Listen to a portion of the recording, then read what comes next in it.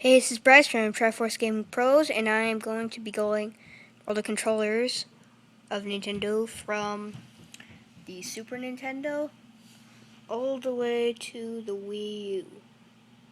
Focus. Thank you. It's focused. So the reason I'm not starting off with the NES is because I don't have an NES controller, or console for that matter. Start with the Super Nintendo. How do you make up for not having blast processing? It's a pretty tough thing to make up, but they did do it.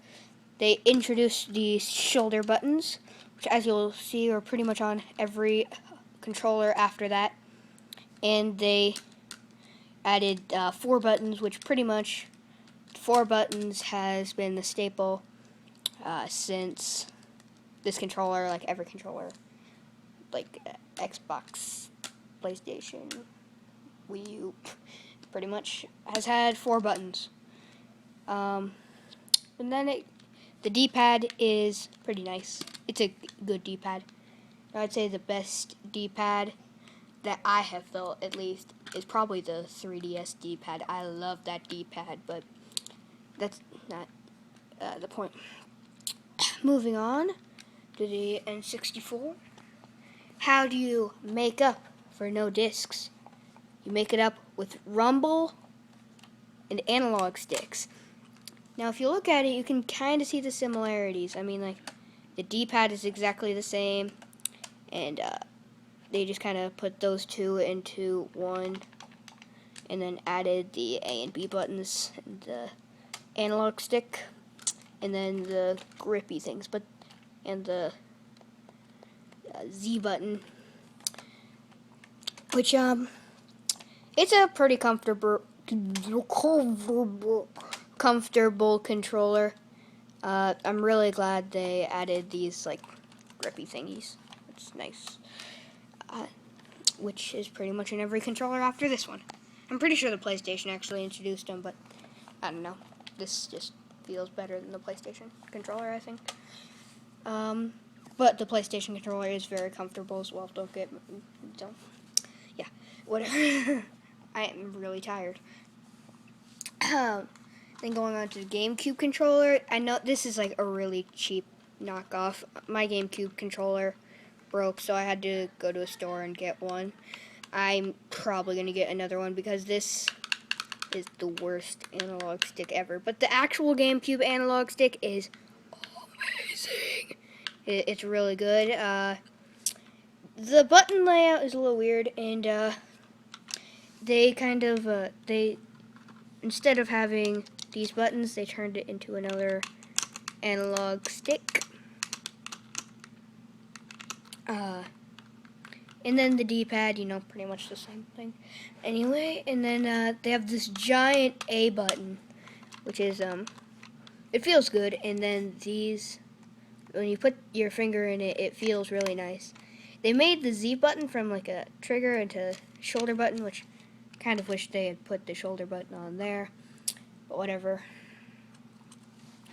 And then it's usually up here, but like I said, this isn't really a good controller. And then they added these like weird bean buttons. They're fine. They're really nice. And all the buttons have a nice click to them, I guess you could say. It's a really good controller. This is one of my favorite controllers. And then oh yeah, I forgot. I totally forgot. How do you make up for not having DVD playback? You have one of the best analog sticks ever. But, not on this one. Now, how do you make up for no HD graphics? You have motion control.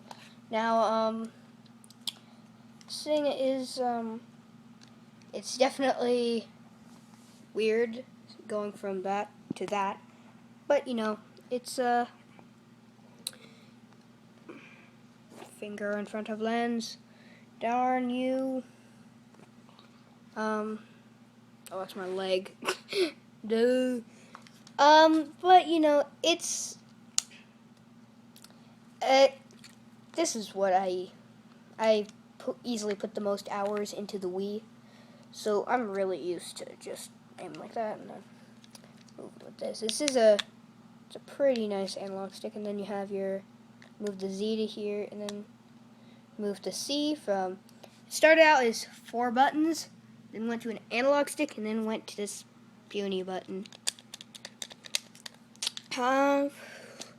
Yeah, the Wii is a really simple controller, and it doubles as it's like a advanced NES controller, you could say. I guess it's a pretty good controller.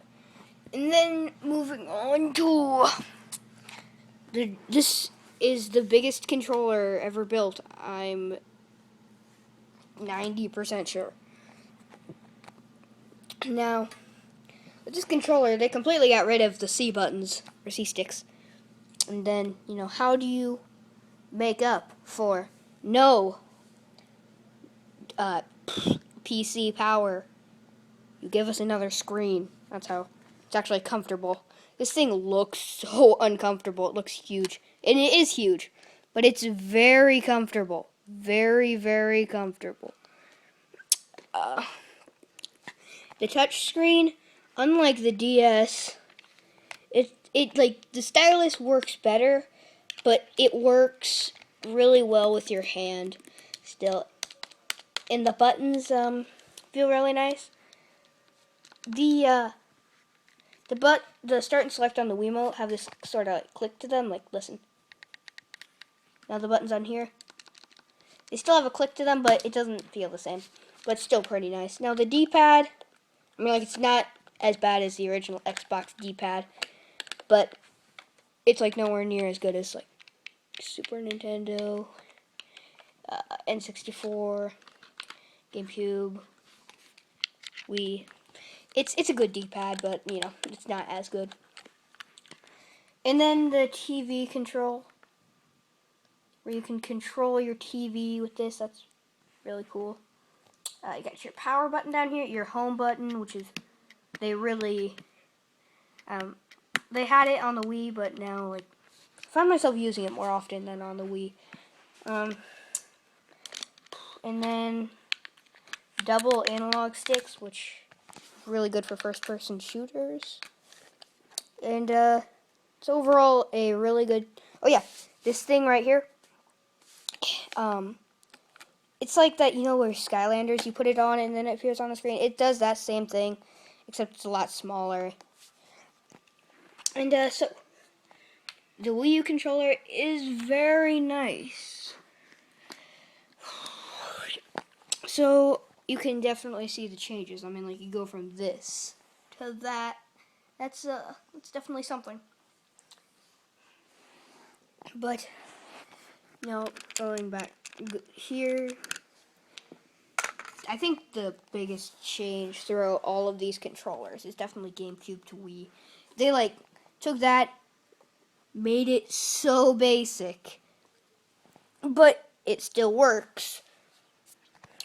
Or I guess maybe Super Nintendo to N64. That was a pretty big change too. And then Wii to Wii U, it's pretty big change, but you can kind of see how they went from that to that. The way I usually see it is, and then shove an iPod. More like that and shove an iPod on there. You got yourself a Wii U! Oh well. So this has been Bryce from Force Gaming Pros. Like, favorite, subscribe, and form the Triforce. See you guys later.